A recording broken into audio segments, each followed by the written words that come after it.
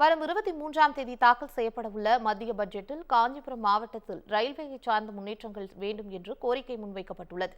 அது குறித்து இந்த தொகுப்பில் பார்க்கலாம். புண்ணியஸ்தலம் அப்படின்னு சொல்லும்போது பார்த்தோன்னா 12 புண்ணியஸ்தலங்களில் காஞ்சிபுரமும் ஒன்று, அதோட புராதார நகரம் அதில் 7ல் காஞ்சிபுரமும் ஒன்று. இப்படி பெருமை வாய்ந்த இந்த நகரத்தில் புதிய ரயில் நிலையம் இங்கே புதுசாக கட்டியிருக்காங்க. இங்கே இருக்கக்கூடிய ரயில் நிலையம் பார்த்தோம் அப்படின்னா 150 ஆண்டு காலம் பழமை வாய்ந்தது. அப்படி இருக்கும்போது இங்கே பார்த்தோம் அப்படின்னா 2 மணிக்கு மேலே இங்கே ரிசர்வேஷன் கவுண்டர் கிடையாது. அப்படி ரிசர்வேஷன் வேணும் இல்லை கேன்சல் பண்ணணும் அப்படின்னா செங்கல்பட்டோ இல்லை அரக்கோணமோ போக வேண்டிய சூழ்நிலை இருக்குது. இது பாமர ஜனங்களுக்கு கொஞ்சம் சவாலான ஒரு விஷயமா இருக்குது.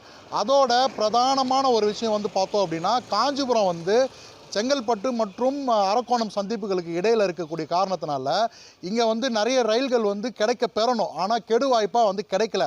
அதுக்கு பிரதான காரணம் பார்த்தோம் அப்படின்னா இரட்டை ரயில் தடங்கள் இங்கே இல்லை. டபுள் ட்ராக் காஞ்சிபுரத்துக்கும் செங்கல்பட்டுக்கும் அரக்கோணத்துக்கும் இல்லாத காரணத்தினால தென் மாவட்டங்களுக்கு போகக்கூடிய அந்த ரயில்கள் எங்களுக்கு எட்டாக்கனியாகவே இருக்கிறது. காஞ்சிபுரத்துலேருந்து திருவண்ணாமலைக்கு ஒரு நியூ ரூட் அதுவும் 10 ஆண்டு காலமாக கிடப்பில் இருக்குது. அதுவும் வேகம் எடுக்கிறதுக்கு பட்ஜெட்டில் நிதி ஒதுக்கணும்.